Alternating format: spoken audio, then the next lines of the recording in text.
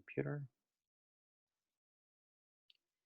All right. So we are here today with Vic Kuwaya. Did I say that correctly, Vic? Yeah. Yes, you did. Of All City Animal Trapping. Welcome. Thank you. I've known you. I've known you guys for a while. Uh, they're known for humane animal trapping and animal removal. They do awesome work. I was on your Yelp a couple days ago, and I was blown away by your 5-star Yelp reviews. Like everyone's raving about you guys. You guys must be doing something right. Yeah, we work hard for that. Yeah, Yeah, absolutely. yeah, I can see. So tell us, what does your company, All City Animal Trapping, do? Just anything that has to do with animals, as far as solving any animal issue that you might have in your home or business, whether it's a live raccoon in your attic or removing a dead skunk from your crawl space under your property, and anything in between, removing them, keeping them out, cleaning up their mess. So anything that has to do with any part of any animal issue that you might have. Plus, we also deal with bees and hornets and wasps. Oh, wow. And you do trapping as well? Like you Yeah, set the absolutely. trap and then you come back? Yeah, it depends on what the situation calls for.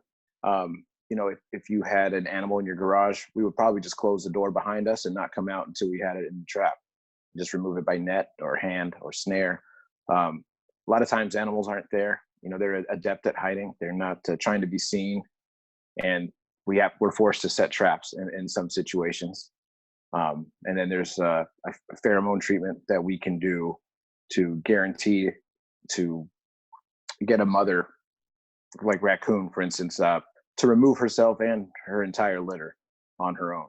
Oh, wow. So, yeah, in some instances, trapping isn't the best solution, uh, because so if you had that mother raccoon with babies and we trapped and removed the mother, then you have 5 babies that you don't really know where they are, and you might have to cut them out of the ceiling later, that kind of thing. So some situations call for a little bit different solution, but it all depends on what's going on. No two situations are going to be the same. They're always unique, as far as the property and how it's built and where the opening might be, and also what kind of animals. So there's a lot of them out there. Okay. How long you guys been in business? This is our 32nd year. Oh, wow. That's a long time. Yep. And I got a comment on the picture behind you with Kobe playing Kobe. I love that. Yeah.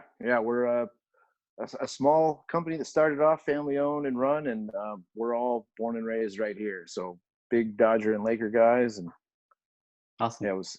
yeah. Thank you. So tell me, how are you guys? Because I think of animal control when I think of animal removal. Like, how are you guys different than animal control? I mean, we're both have a lot of similarities, and we're trying to help people with animal issues. But with animal control, they say they're limited as to what they're able to do. Um, they would, for instance, remove a dead cat that might be in the street or on the sidewalk. But if it's in your yard, a lot of times they won't come. But every city is different, so some are more hands-on than others. But they do pretty much run the show when it comes to rules and regulations for animal trapping, or they try to police that kind of thing. So like in Los Angeles for cat trapping and removal, we need to get a permit from them. They have to sign off on the style of trap that we use. After that, we have to post notices in that neighborhood for a minimum of 5 days.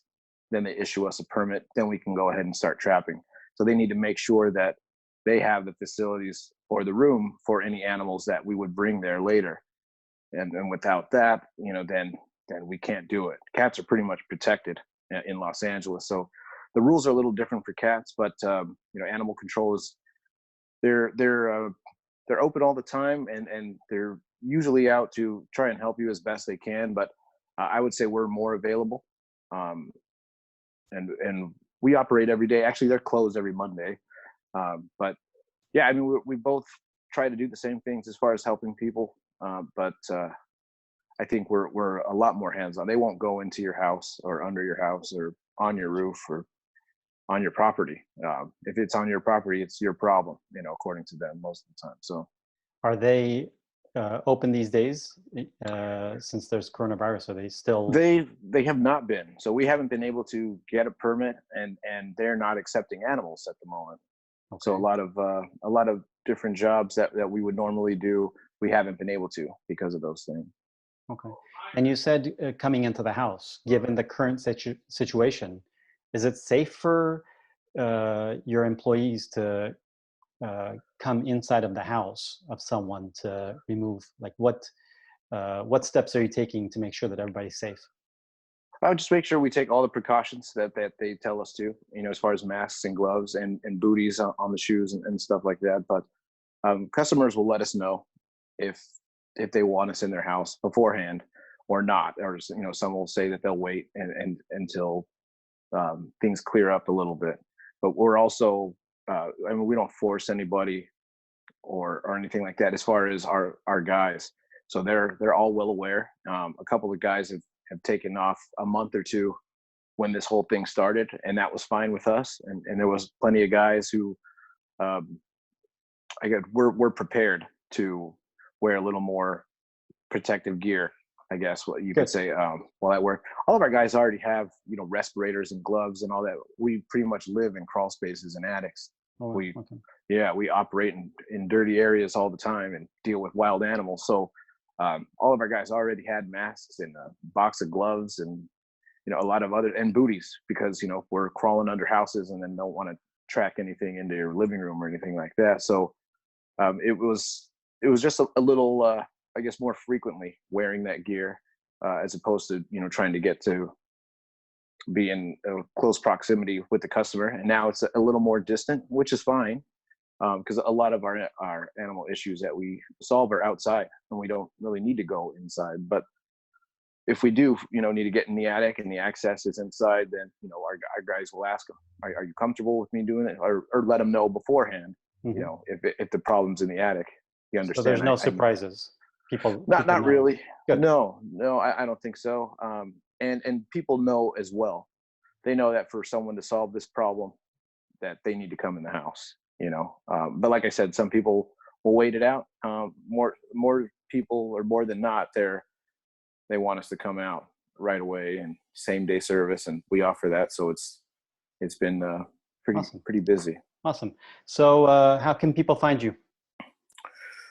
A different number of ways. You know, we've been around a very long time and started in the South Bay. We have a lot of return customers because, you know, a lot of times animal issues are seasonal. They'll call us back. But for a lot of people that aren't, or that are potentially new customers, they'll tell us that they found us on Google or on Yelp or Facebook or Instagram. And there's a lot. We have accounts with across all social media, including YouTube. And yeah, you guys are everywhere. Yes, sir. So what's your website? allcityanimaltrapping.com, just www.allcityanimaltrapping.com. Okay, good stuff. Well, thank you. Thanks for doing this with us. And I will pass along the good word of All City Animal Trapping to my followers on social media. And you guys be safe. You too. We appreciate it very much. Thank you. Thank you.